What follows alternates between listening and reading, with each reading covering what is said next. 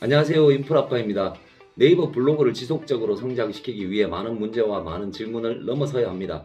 이렇게 하는 게 맞는 것 같기도 하고 저렇게 하는 게 맞는 것 같기도 하고 종잡을 수 없는 경우가 많으실 겁니다. 이럴 때 딱 한 글자만 기억하면 초보 탈출은 물론이고 네이버 알고리즘에 대한 이해도가 급상승하게 되실 겁니다. 그 한 글자는 바로 도입니다. 도를 아십니까? 오늘 영상의 핵심 정리. 첫째, yes, no 둘 중 하나가 아니라 정도와 빈도라는 개념을 이해해야 한다. 둘째, 관련도는 높이고 유사도는 낮은 문서를 꾸준히 발행해야 한다. 셋째, 관련도는 비슷한 것을 적으라는 이야기인데 유사도는 비슷한 것을 적지 말라는 이야기이므로 모순점이 생긴다. 하지만 이것은 모순이 아니라 패러독스 같은 알고리즘의 특성이다. 이 애매한 경계선은 경험을 통해서만 터득할 수 있다. 이야기 시작하겠습니다. 구독과 알림 설정은 제게 큰 힘이 됩니다.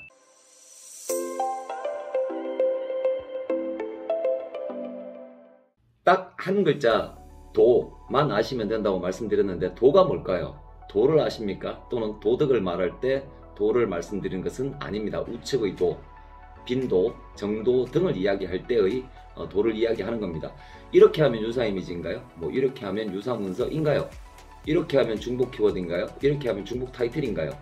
이 키워드는 정보성 키워드인가요? 초보분들은 이런 질문을 정말 많이 하십니다.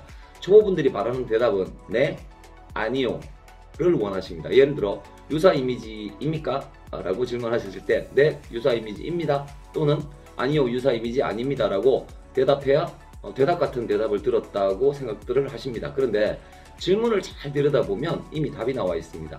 이렇게 하면 유사 이미지인가요? 이렇게 하면 동일 이미지인가요? 우리는 유사 이미지라고 이야기하지 동일 이미지라는 말은 잘 사용하지는 않습니다. 유사, 즉 서로 비슷함이라는 뜻의 명사입니다. 초보분들의 질문을 가만히 들여다보면 유사 이미지인가요? 라고 말은 하지만 사실 똑같은 이미지인가요? 라고 질문하시는 듯 합니다. 유사라는 두 글자 뒤에 도를 붙여보십시오. 그럼 문제도 의외로 쉽게 해결되고 답도 쉽게 찾아집니다. 서로 비슷한 이미지가 있다면 똑같은 이미지인가요? 라는 질문보다 얼마나 비슷한가요? 라는 질문이 훨씬 중요합니다. 즉 유사도라는 개념을 잡으셔야 합니다. 유사 문서도 마찬가지입니다. 유사 문서이다 아니다 또는 동일 문서이다 아니다 라고 이분법적인 답을 찾으면 답이 더 안 보입니다. 이 전자의 글자 수 중에 몇 자가 똑같으면 유사 문서가 되나요? 10자? 100자? 500자? 1000자? 아닙니다. 얼마나 비슷한가라는 질문으로 바꾸셔야 합니다. 화면 아래쪽에 서백현 아카데미 카페 링크와 오픈 채팅방 링크가 남겨져 있습니다. 멀리 가려면 함께 가라고 합니다. 혼자 힘들어하지 마시고 오픈 채팅방에 오셔서 매너 좋은 이웃도 늘리시고 좋은 정보도 서로 나누시면서 활동하시면 성장하시는 데 도움이 될 것 같습니다. 당연히 무료입니다. 당연히 누구나 환영합니다. 구독, 좋아요.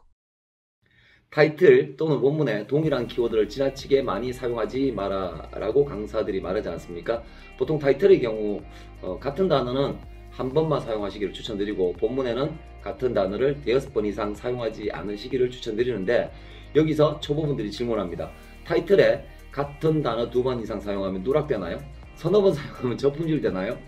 아닙니다. 어쩔 수 없이 타이틀에 같은 단어가 2번 반복될 수밖에 없는 경우도 있고 2번 반복되어도 2번 반복되었다는 것만으로 누락이 되지는 않습니다. 하지만 같은 단어 반복 없이 깔끔하게 정리한 타이틀이라면 좀 더 높은 위치에 노출될 가능성은 있습니다. 정도와 빈도가 심해지면 더 낮은 위치에 노출이 되고 정도와 빈도가 더 심해지면 누락이 되기도 합니다. 본문도 마찬가지입니다. 같은 단어를 5번 이상 반복하지 않는 것을 추천드리는데 10번 반복하면 누락일까요? 20번 반복하면 저품질일까요? 아닙니다. 하지만 같은 단어를 본문 내 반복하는 정도와 빈도가 심해지면 노출 경쟁력이 조금씩 약해집니다. 본인이 절대로 못 느낄 만큼 아주 조금씩 시나브로 노출 경쟁력이 약해집니다. 초보들이 묻습니다. 이 키워드는 홍보 키워드인가요? 정보 키워드인가요? 극명하게 구분되는 키워드도 많지만 사실 정보성 키워드와 홍보성 키워드는 경계선이 모호합니다. 기저귀 가는 법이라는 키워드는 상업적 목적, 즉 홍보성 20%, 정보성 80% 정도 분석됩니다. 강남 맛집이라는 키워드는 홍보성 60%, 정보성 40%로 분석됩니다. 블랙키위 제공 자료이고요. 물론 네이버 공식 자료는 아닙니다. 이처럼 정보성, 홍보성 키워드는 비율로 섞여 있지 일방적으로 100% 정보성, 100% 홍보성으로 구분될 수가 없습니다. 좀 더 홍보성에 가깝다, 좀 더 정보성에 가깝다라고 해석되어져야 합니다. 키워드의 속성을 결정짓는 것은 키워드 정보 제공 사이트에서 제공하는 정보만으로는 부족한 면이 있습니다. 네이버 검색 결과 섹션 배치도 함께 봐야 하고 포스팅의 타이틀이나 본문 등의 요소도 중요한 기준점이 되기 때문입니다. 좀 과격한 표현이지만 내돈 내산 맛집 후기 포스팅도 방법에 따라 네이버에서 홍보성 글로 인식할 수도 있고 업체 협찬을 받은 글도 포스팅 방법에 따라 네이버가 어느 정도 유용한 정보성 글로 판단하기도 합니다. 근데 어떻게 이 키워드 정보성인가요? 홍보성인가요? 단답하세요 라는 질문에 쉽게 답을 드릴 수가 있겠습니까? 이 또한 정도와 빈도와 방법의 문제입니다. 며칠 전에 업로드한 영상을 약 40초 정도만 보겠습니다. 관련도 순이라는 항목이 보이실 겁니다. 관련도 순 정렬은 뷰 영역과 블로그 영역에서만 보입니다. 굳이 관련도라는 말 대신 네이버가 다른 단어를 선택할 수도 있었을 텐데 그 많은 단어 중에 왜 관련도라는 단어를 선택했을까요? 어쩌다가 우연히 적당한 단어가 없어서 아닙니다. 관련도 순이라는 말을 다른 말로 풀이하면 검색자의 검색어에 대응하는 검색 결과를 보여줄 때 관련 있는 문서 또는 관련도가 높은 문서만 보여주겠다는 이야기입니다. 엉뚱한 이야기를 포스팅하거나 상관없는 이야기를 하거나 관련도가 낮은 이야기를 하면 노출 안 시켜준다는 뜻입니다. 포스팅 하나 할 때마다 상위 노출되면 기분 좋고 상위 노출 안 되면 급 우울해지거나 불안해하는 일희일비하지 마시고요. 대형 블로그로 성장시키고 싶다면 상위 노출에 목말라 하지 마시고 꾸준하게 마치 바위처럼 꾸준하게 관련도는 높고 유사도는 낮은 문서를 많이 생산하십시오. 상위 노출이 되었기 때문에 지수가 쌓이는 게 아니라 지수가 높기 때문에 상위 노출이 되는 겁니다. 물론 상위 노출이 되고 그로 인해 방문자가 증가하고 이웃도 늘고 긴 체류 시간을 잡는다면 지수 상승에 긍정적인 영향을 주지만 상위 노출 자체가 지수를 쌓지는 못합니다. 마치 빙산과 같습니다. 바닷속으로 가라앉은 부분이 80%일 때 수면 위로 빙산이 보이듯이 관련도 높은 문서, 유사도 낮은 문서를 꾸준히 발행하시면 어느 순간 99도에서는 아무 반응이 없던 물이 딱 1도를 올렸을 뿐인데 100도가 되어 팔팔 끓듯이 여러분의 성장과 상위 노출이 봇물 터지듯이 이루어지게 될 겁니다. 네이버의 지수 상승은 이런 천천히 올라가는 완만한 등고성이 아니라 계단과 같은 티핑 포인트의 성격이 있습니다. 즉 99에서는 반응이 없다가 100에서 물이 끓는 것 같은 티핑 포인트 같은 성격이 있다라는 거죠. 꼭 기억하셨으면 좋겠습니다. 절대 노력은 배신하지 않습니다. 유사 타이틀과 중복 타이틀도 마찬가지입니다.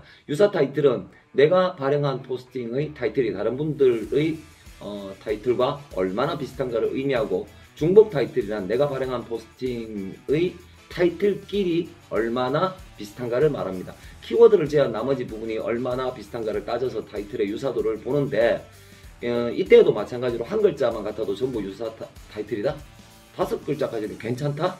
10자가 맥시멈이다? 이런 말도 안 되는 정량적 측정은 불가능합니다. 제가 자주 인용하는 된장찌개 맛있게 끓이는 법이라는 키워드는 띄워쓰기 제외하고 키워드 글자 수만 11자입니다. 유사 타이틀 역시 정도와 빈도의 문제입니다. yes, no의 문제가 아니라 정도와 빈도의 문제입니다. 마지막으로 중복 타이틀입니다.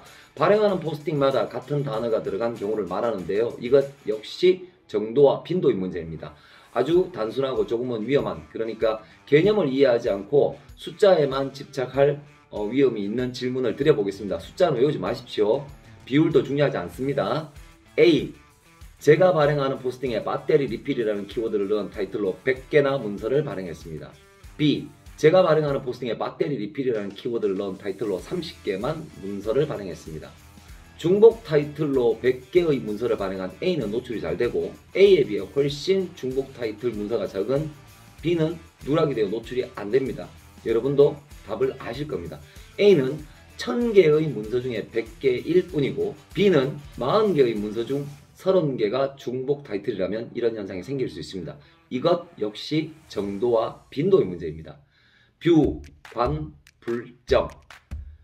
뷰단 잡고 싶으면 관련도, 블로그단 잡고 싶으면 정확도, 고관 저유, 높은 관련도, 낮은 유사도. 이것이 최적화의 지름길입니다. 오늘도 좋은 하루 되십시오.